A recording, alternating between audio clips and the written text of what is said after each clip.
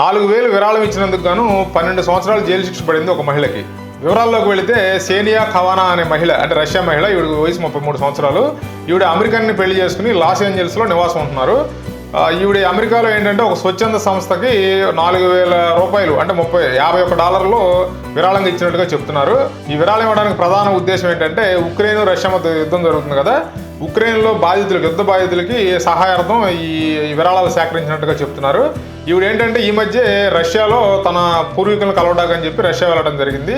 ఆ వెళ్ళిన సందర్భంలో అక్కడ ఉన్నటువంటి అధికారులు ఆమెను అరెస్ట్ చేసి ఈ విరాళాలకు సంబంధించిన వ్యవహారం ఎంక్వైరీ చేయగా ఆవిడ ఒప్పుకున్నట్లుగా చెప్తున్నారు.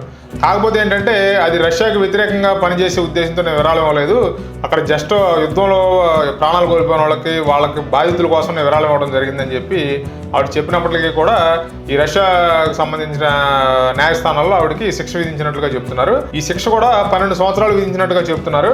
ఇది మనకి చాలా బాధించాల్సిన విషయం. అంటే ఆవిడ ఏదో మంచి హృదయంతో లేదా మంచి మనసుతో 4,000 రూపాయలు స్వచ్ఛంద సంస్థకు విరాళం ఇవ్వడం వలన ఆవిడ ఈరోజు జైలు పాలయ్యి 12 సంవత్సరాలు జైల్లో మగ్గాల్సిన పరిస్థితి ఏర్పడింది. ప్లీజ్ లైక్ చేయండి.